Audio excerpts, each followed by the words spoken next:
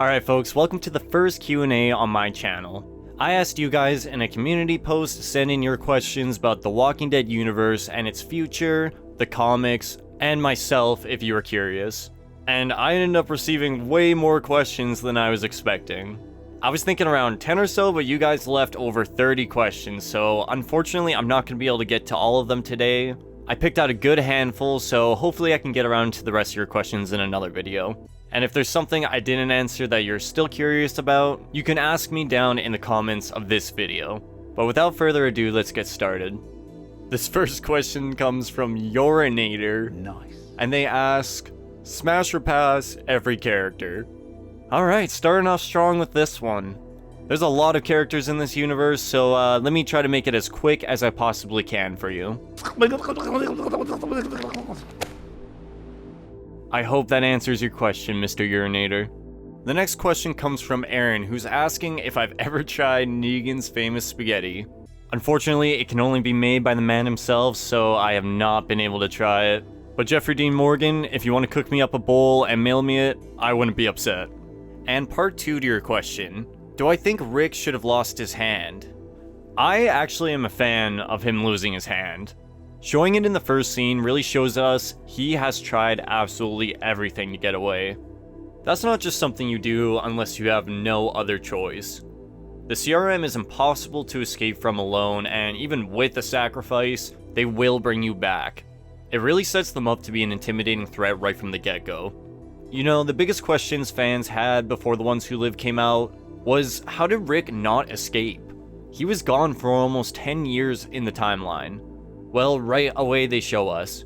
He tried over and over again, each time more elaborate, before reaching his final option. Following that came acceptance. It happens closer to the end of a story arc, so we don't run into the issues you would have if this happened in Season 3, like how does he reload his gun and that sort of thing. And come on, that prosthetic just looks so cool with the blade. And I have to say, as a comic fan, this was just cool to see after wondering for so long if they would ever do it. Jiggy Calzone asks, any villain faction you think deserve more screen time or development, and lamest death? I think the villainous side of the Commonwealth could have been explored way more.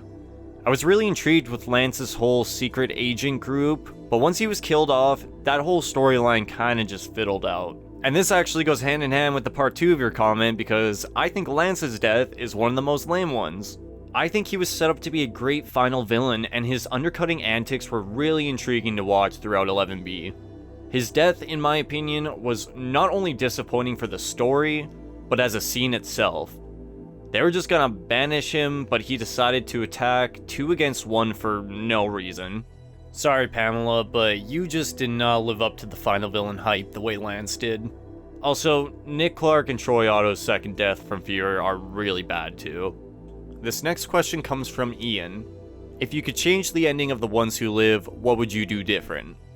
I was pretty satisfied with Michonne and Rick's ending in The Ones Who Live. They pretty much hit every point in the relationship that I was looking for them to explore. But that being said, if this is the very last time we ever see Rick and Michonne, I'll probably be a little bit disappointed. We need to see them reunite with Daryl, Carol, Maggie, Morgan, and see their thoughts on Negan's freedom. As for what I'd change, definitely the fall of the CRM as villains and Beale's death. I and many others were under the impression The Ones Who Live was going to be a show about Rick and Michonne's relationship and Rick's escape from captivity, with the CRM story being an intro to a grander universe-wide plotline. And we definitely got the Rick and Michonne story we wanted, but I'm left scratching my head as to why they would wrap up the CRM villain plotline so quick. I keep seeing people say the CRM aren't gone and they have spies everywhere, so they still could be villains. But who would the spies be reporting to? Beale was at the top, and he is dead. We hear on the ending voiceover scene that the city government took emergency control of what was left of the military, aka the generic soldiers that weren't responsible for the atrocities committed under Beale's command. We also see them delivering supplies to communities like the Commonwealth under a whole new banner that is supposed to represent unity. As far as I'm concerned, the CRM are no longer villains and are a helpful force, judging by that ending scene. which makes me kind of think the Commonwealth storyline was a little bit pointless. Why were we worried about what was going on in the Commonwealth when the Civic Republic of Philadelphia was much larger and well managed, and appears to be the real key to restarting society? It's like the Civic Republic stole the Commonwealth's purpose from the comics. And this actually leads nicely into the next question from Brian, who's wondering if I think the franchise should just end already. Well, it's clearly intent on continuing whether we like it or not. Clearly, the CRM wasn't the endgame in their eyes, so I'm willing to stick it out and see what they have in store. I think a lot of people are in a state of let's wait and see right now. And that's totally okay, franchises go through these lulls. But if they have bigger and better ideas coming down the line, I'll be all for it, but let's see what Daryl Dixon and Dead City Season 2 have in store first. If we get another 5 years down the road, and there's still no big revelations, or Daryl is still not reunited with Rick, then I'll start to say maybe it's time to start looking into wrapping it up. The biggest question mark in my eyes regarding the future of the franchise is the 14-year extinction prediction given by Beale. A lot of people seem to think he was lying, but I think that would be strange to present and not follow up on. In a way, it's kind of like the Chekhov's gun writing principle. If a loaded gun is shown on screen, it has to go off at some point. The gun being the idea presented in this case. We don't really have anything else to go off as of right now, and the way Beale stared into the camera and said, "After this next moment, everything will change," really makes me think we as an audience were meant to take his words literally by the writers. If the information was bad, the CRM plotline in retrospect was pretty much entirely pointless, and only meant to give Rick a reason to not be present. We won't know until 14 years in the timeline have passed, as Beale is dead and he was the only one who would really know the true answer.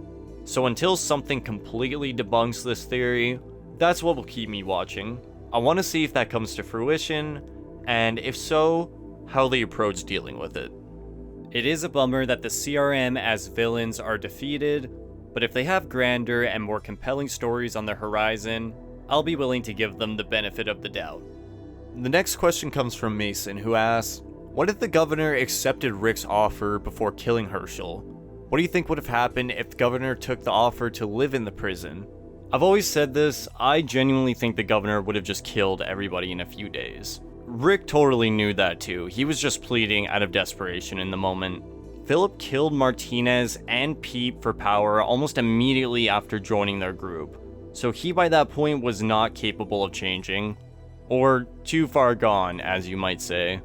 I think one way or another, war was coming for that prison, and although there were a ton of casualties on both sides, I don't think anybody would have walked out of that. The next two questions come from Rexidex. Would you like to see more webisodes? And if the fanbase had made fan films based on the Walking Dead universe, would I watch? I think the webisode concept is what Tales should have been. If you guys haven't seen them before, you can pretty much find them all on YouTube, I'm pretty sure. They all tell individual stories that sometimes remain separate from the main show, but at other times tie in. I hope if Tales continues in the future, they pursue more stories along the lines of these webisodes, and less strange concepts. As for your second question, I would absolutely love to watch fan films of the Walking Dead universe. Nobody knows what the fans want more than the fans, so I'd be more than happy to take a look at other people's interpretation of the series. And in fact, I'd love to see other creators' takes on the zombie genre as a whole, even if it's separate from The Walking Dead. I tried something like this myself a couple of years ago, and although it may not be that great, it was a ton of fun to do and gave me the chance to just experiment with film and creativity. You have to start somewhere, so if you have an idea, absolutely pursue it. Who knows, maybe you could be the first person to have a zombie TV show or movie adapted from a YouTube channel. The next question comes from JJ, who's wondering which continuity or universe do I prefer more, the TV universe or the comic universe?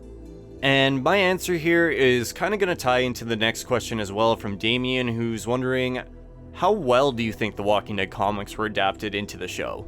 Overall, I think the comic universe is more consistently amazing, but the show has higher highs, if that makes sense.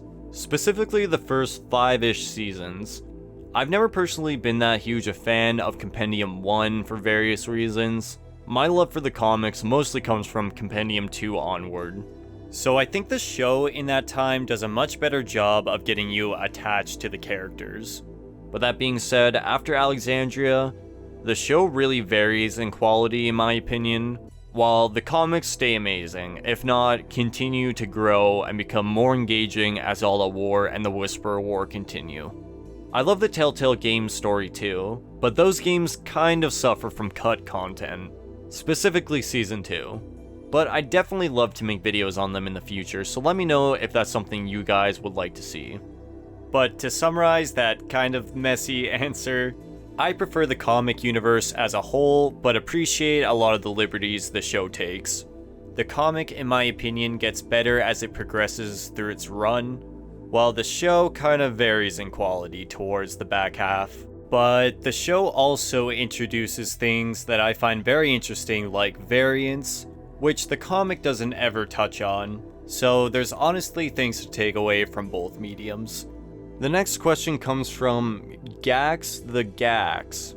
I'm really bad for pronouncing names, by the way, so please correct me in the comments if I messed one of these up. But they're wondering, why do all zombies dress the same? Droopier and baggier clothes are easier to make look ratty and old, and they make the walker look skinnier. In a real-world scenario, you probably see a lot more labels and brand names, but not only is that not doable in a show, but something about a zombie coming at you with a Metallica shirt might come off as sillier than scary. Although I will say, this zombie in Fear is absolutely fucking terrifying looking. Andrew is wondering, are you from Toronto? I am not from Toronto. I am Canadian, but I'm on the West Coast.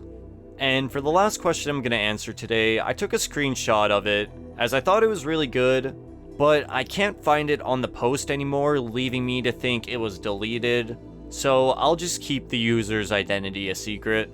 And if there is some sort of mistake, just let me know and I'll put it in the description down below. But this user is wondering, what channels did I watch that inspired me to go into making YouTube content, and what made me decide to do Walking Dead? Well, I've been watching YouTube most of my life, and I always knew I wanted to do something on here.